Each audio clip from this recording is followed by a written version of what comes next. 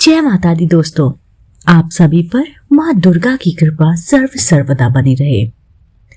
दोस्तों, आज के इस वीडियो में हम बात करने वाले हैं, यदि मृत्यु के बाद परमात्मा पूछ ले कि आप साथ क्या लाए हो, क्या कमाया है, क्या जोड़ा है, तो आप क्या जवाब देंगे। जीवन जीना एक कला है जिसे हर कोई समझ नहीं पाता।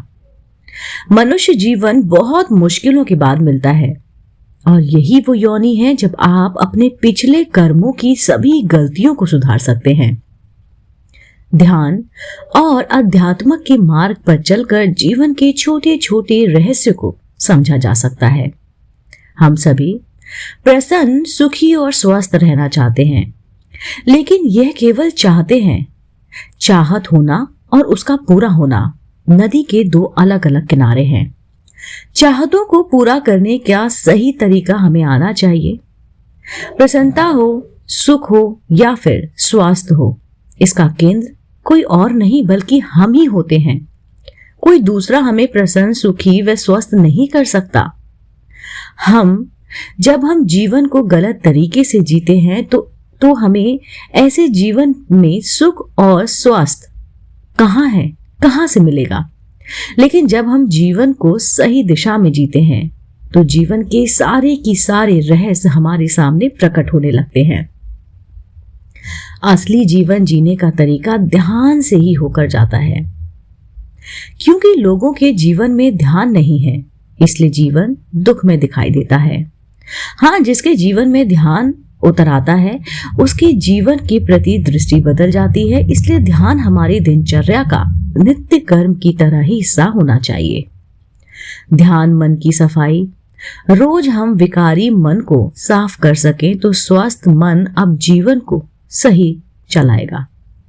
यदि मन निर्मल है तो जीवन निर्मलता से भर जाएगा, और यदि मन मलिन है तो जीवन सुंदर कैसे हो पाएगा। इसलिए ध्यान हमारे रोज का कार्य होना चाहिए। यदि मृत्यु के बाद परमात्मा पूछ ले कि क्या साथ लाए हो, क्या कमाया है, क्या जोड़ा है। पूरा जीवन दिया था और उसमें अनेकों मौके भी दिए थे कि आनंद और खुशियों के साथ जी सके। प्रेम और ज्ञान को अनुभव करके उसको जीवन के बाद भी साथ रख सके। उस अंतिम समय में हम ठगे से ना रह जाएं। हमने जीवन में दिन रात एक कर जो इकट्ठा किया है वह यही छूट जाएगा। उस समय हम परमात्मा से विनती करते हुए दिखाई देंगे कि एक जीवन और मिल जाए तो उस जीवन को ध्यान, प्रेम, ज्ञान और सद्गुण से भर दूंगा या दूंगी। अंत में पछतावे से कोई फायदा नहीं होने वाला। बेहतर होगा अभी जाग कर ध्यान को जीवन का अंग बना ले। बस कुछ देर के लिए अपने साथ ही तो बैठना है, और ये बैठने का अभ्यास से ना जाने कब आप धीरे धीरे भीतर आनंद का अनुभव करने लगेंगे। कल का इंतजार ना कीजिए, बल्कि आज इस वीडियो को सुनते ही ध्यान का अभ्यास आरंभ कर दीजिए। जब भी कोई बीमारी आए उस समय अपने मन को देखना। बीमारी के समय मन को बिखर जाता है, मन दुखी और भयभीत होने लगता है। उसका नतीजा होता है कि हम और भी ज्यादा बीमार हो जाते हैं। बीमार मन शरीर की बीमारी को और बढ़ा देता है। यदि शरीर में कोई भी बीमारी है उस समय यदि ध्यान में बैठकर स्वस्थ हो जाने का विचार मन में आ जाए तो मन से ऐसा भाव पक्का किया जाए कि मेरा शरीर स्वस्थ हो रहा है। ध्यान से सकारात्मक निर्देश शरीर को दिए जाए तो ऐसे में ध्यान शरीर की बीमारी को दूर करने में मदद करेगा। अस्पतालों में यदि रोगियों को ध्यान कराया जाए तो उनके रोग शीघ्र ही ठीक होने लगेंगे, क्योंकि अधिकतर बीमारी उतनी बड़ी नहीं होती जितनी मन उनको बड़ा बना देता है। ध्यान डरे हुए मन को शक्ति देकर अत्यधिक बल पैदा करता है। यह ध्यान ऐसा ना हो कि हम बीमारी आने के इंतजार में बैठे रहें कि बीमार होंगे तो ध्यान करेंगे, बल्कि ध्यान करते रहने से बीमारी कम हो जाने की संभावनाएं बढ़ जाती हैं।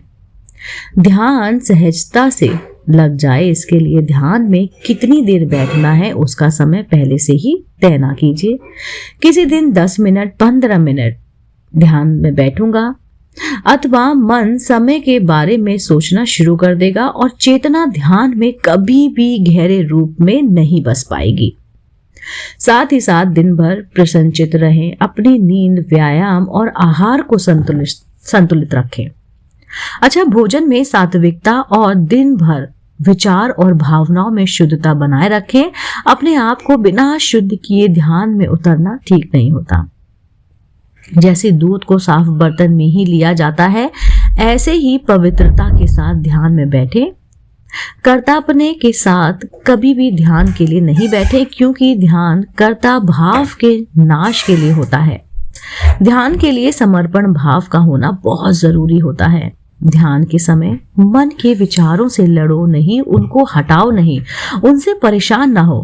प्रारंभ में विचार अवश्य आएंगे, क्योंकि ये मन का स्वभाव बन चुका है, लेकिन जब आप लंबे समय तक ध्यान के लिए बैठे रहेंगे तब विचार अपने आप कमजोर पड़ जाएंगे। तो दोस्तों, आजमाइए, अपनी आत्मा को परमात्मा से मिलाइए। दोस्तों, ऐसी ही वीडियो देखने के लिए आप मेरे चैनल आध्यात्मिक कहानियों को लाइक कीजिए, शेयर कीजिए और सब्सक्राइब कीजिए। ये बेल आइकन दबाना बिल्कुल ना भूलिए, जिससे मेरे द्वारा अपलोड की गई वीडियो आप तक सबसे पहले पहुंचे। आप देख रहे थे आपका अपना पसंदीदा YouTube चैनल आध्यात्मिक कहानियां।